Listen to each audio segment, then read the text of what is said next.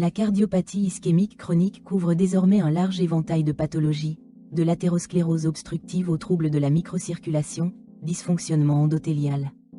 La probabilité de lésion obstructive est désormais calculée individuellement en tenant compte de l'âge, du sexe, des symptômes et des facteurs de risque. Avec une probabilité moyenne, 5 à 50%. Une angiographie coronaire non invasive par tomodensitométrie est recommandée en premier lieu. Avec une probabilité plus élevée, une imagerie fonctionnelle est recommandée. Réduction intensive des risques. La priorité est donnée au contrôle de l'hypertension artérielle, du métabolisme lipidique, du diabète, au sevrage tabagique et à la perte de poids. Les changements de mode de vie sont au cœur de l'approche. Le traitement symptomatique reste la base. Traitement antithrombotique. L'administration à vie d'acide acétylsalicylique à faible dose reste la norme. Le clopidogrel est une alternative en cas d'intolérance à l'acide acétylsalicylique. Une bithérapie antiplaquettaire après la pose d'un stent est recommandée jusqu'à 6 mois, et plus courte en cas de risque hémorragique élevé. Les interventions percutanées ou les pontages aortocoronariens ne sont pratiqués qu'en cas d'inefficacité du traitement médicamenteux ou de présence d'ischémie significative selon les données d'imagerie. La décision doit être prise par une équipe multidisciplinaire, en tenant compte des recommandations cliniques et des préférences du patient.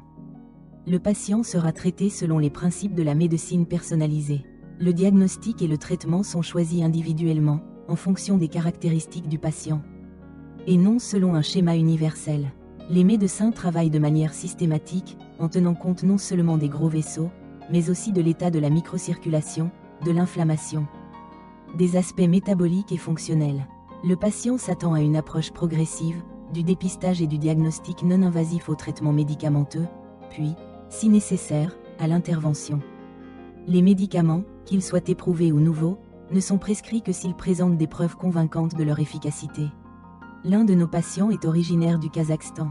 Âgé de 58 ans, en surpoids, mais non diabétique et non fumeur.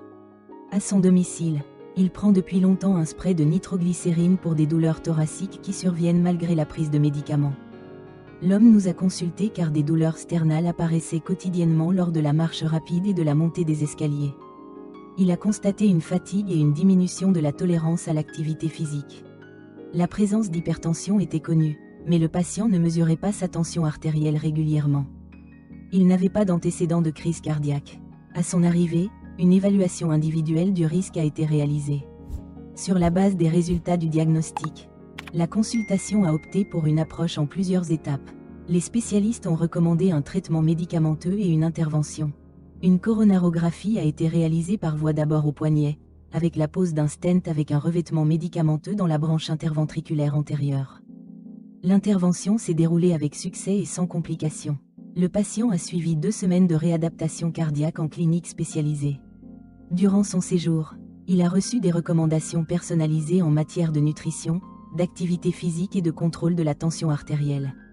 Grâce à cela, ses douleurs angineuses sternales ont complètement disparu. Il a commencé à supporter sereinement le stress quotidien et pratique régulièrement une activité physique, conformément aux recommandations de la clinique.